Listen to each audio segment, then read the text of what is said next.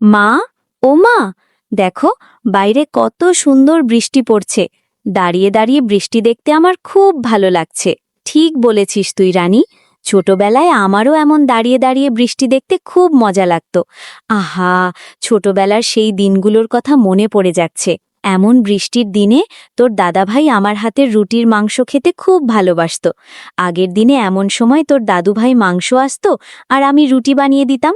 উনি খেয়ে আমার হাতের মাংস রান্নার কি প্রশংসাটাই করত। দাদুভাই বুঝি রুটি মাংস খেতে বড্ড ভালোবাসত দিদিমা?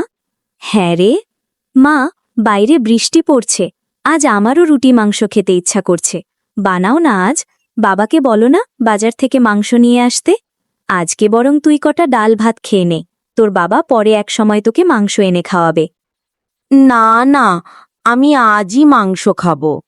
মারে, বাইরে যে ভারী বৃষ্টি, এই বৃষ্টির দিনে আমি কেমন করে যাব বাজারে বল দেখি? লক্ষ্মী মা আমার, এভাবে বায়না করে না। আমি কালকে তোকে মাংস এনে খাওয়াবো। আর শুধু মাংস না, তোর মা তোকে রুটি মাংস করে খাওয়াবে। এই তো বাবা বলে দিয়েছে, আর বায়না করিস না মা। নে, এখন তাড়াতাড়ি খেতে আয়, আমি ভাত বেড়ে দিচ্ছি। আচ্ছা মা, ঠিক আছে। জানিস রানী, আজ দুপুরে আমি কি দিয়ে ভাত খাবো? কি দিয়ে রে ময়না? মাংস দিয়ে। আমার বাবা কাল হাট থেকে মাংস নিয়ে এসেছে, আর মা মাংসের তরকারি রান্না করেছে দুপুরবেলা। আমি মাংসের ঝোল দিয়ে গরম গরম ভাত খাবো। আমার বাবাও বলেছে কালকে দুপুরে মাংস নিয়ে আসবে, তারপর আমরাও মাংসের ঝোল আর রুটি খাবো। বুঝলি রে ময়না? ময়না, ও ময়না, বেলা হয়ে এলো যে, এখনো খেলছিস? আয় আয় তাড়াতাড়ি, খেতে আয়, মাংসের তরকারি ঠান্ডা হয়ে যাবে। হ্যাঁ হ্যাঁ, আসছি মা, রানীর সাথে একটু খেলেই চলে আসব। রানী? আবার রানীর সাথে খেলছিস তুই? তোকে না কতদিন বলেছি তুই রানীর সাথে খেলবি না?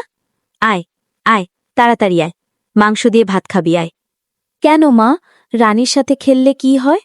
আজকে যে আমরা মাংস ভাত খাবো, এটা নিয়েই তো আমি রানীর সাথে গল্প করছিলাম।